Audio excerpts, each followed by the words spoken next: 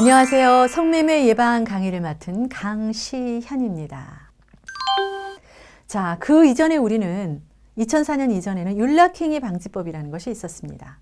윤락행위 방지법은 성판매 여성 또는 성구매 남성 그리고 알선업자 이 3자를 모두 처벌하는 법이었습니다. 그리고 법의 이름부터가 윤락, 윤리가 이렇게 떨어졌다. 즉 윤리가 떨어진 성판매 여성의 문제로 바라봤던 시각이 그대로 담겨 있습니다. 그런데 이 군산의 화재 사건 이후에 많은 분들이 주장을 하게 됩니다. 새로운 법을 만들어야 된다 해서 윤락행위 방지법은 이제 과거로 이렇게 지나가고요. 성매매 특별법이라는 법의 이름도 바뀌게 되고 또 새로운 조항이 이렇게 만들어지게 됩니다. 성매매라는 말은 그 당시 굉장히 생소한 용어였습니다. 성을 팔고 산다라는 얘기인데요. 거기에는 즉 성판매 여성에 대한 비난이 사라져 있습니다. 그것이 제거되었죠. 그리고 윤락행위 방지법과 다른 2004년 제정된 성매매 특별법의 내용은 첫째, 성판매 여성을 피해자로 규정하고 있다는 것입니다. 그래서 성매매 피해자에 대해서는 보호법을 규정하고 있고요.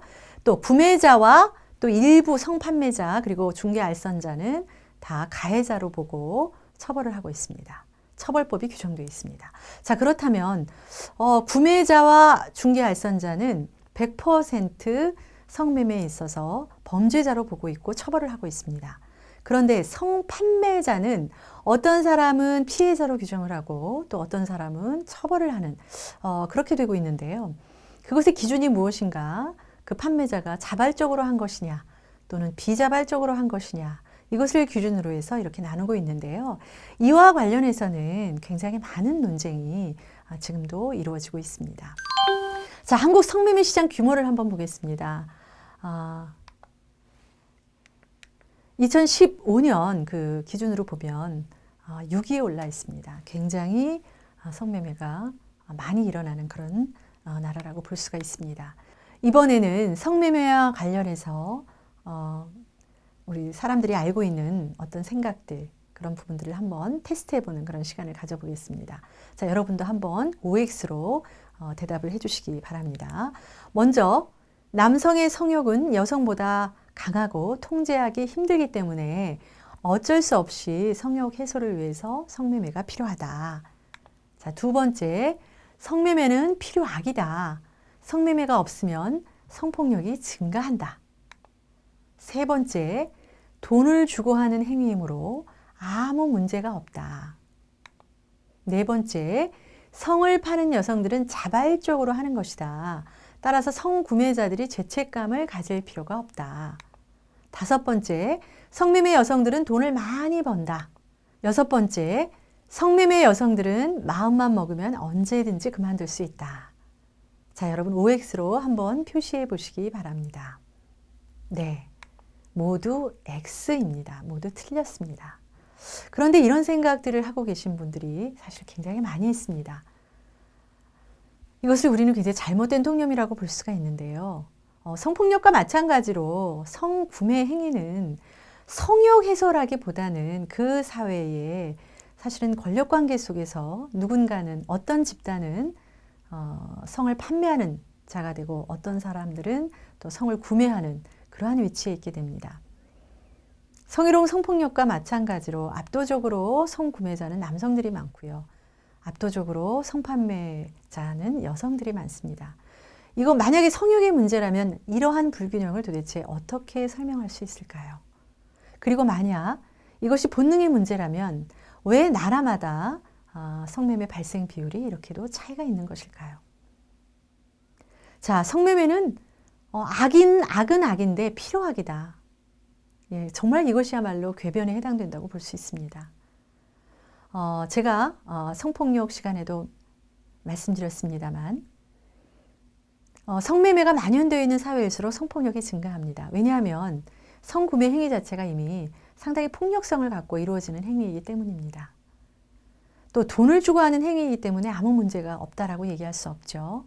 우리는 돈을 거래할 때에도 적어도 인간 그 자체를 또 인간을 함부로 다루는 방식으로 돈을 거래하는 행위는 있어서는 안 된다. 이런 생각들을 갖고 인류 역사는 발전해 왔습니다. 성을 파는 여성들이 모두 자발적으로 과연 하는 것이냐, 그것은 성판매 여성들이 놓여져 있는 현실에 대해서 제대로 인식하지 못했을 때 할 수 있는 생각이라는 생각이 듭니다. 어떻게 보면 성구매자들의 죄책감을 덜기 위해서 이렇게 성판매 여성에게 그 잘못을 또는 비난을 전가하는 그런 경우라고 볼 수가 있겠죠. 자, 성매매 여성들은 돈을 많이 번다. 이 부분에 대해서는 뒤에서 조금 더 자세하게 설명을 해보도록 하겠습니다. 자, 성매매 여성들은 마음만 먹으면 언제든지 그만둘 수 있다. 과연 그럴까요? 성구매 경험자들은 그렇지 않은 사람들에 비해서 이렇게 자신의 행위를 정당화하거나 합리화하려는 태도가 더 강한 것으로 나타났습니다. 그래서 성구매 행위는 크게 잘못이 없고 내가 죄책감을 느낄 행위가 아니다. 사실은 성판매 여성들이 문제의 제공자다. 이렇게 얘기를 됩니다. 자, 성구매자의 처벌과 관련해서 규정들에 대해서 살펴보겠습니다. 먼저 성인을 대상으로 한 성구매자 처벌 규정은 이렇습니다. 첫 번째, 한 번 위반했을 경우에는 존스쿨 수강을 조건으로 기소유예 처분되고요. 2번 이상 위반했을 경우에는 1년 이하 징역이나 300만 원 이하의 벌금을 물게 됩니다. 자, 아동 청소년 대상으로 성구매를 했을 경우에는 훨씬 더 형량이 높습니다. 기소유예 처분을 받지 않고요. 바로 형사처벌을 받게 됩니다. 5년 이하의 징역 또는 3천만 원 이하의 벌금을 물거나 또 실제로 성구매 행위를 하지 않고 유인하고 권유만 했어도 1년 이하 징역 또는 1천만 원 이하의 벌금을 물게 됩니다. 자, 성구매는 권리가 아닙니다.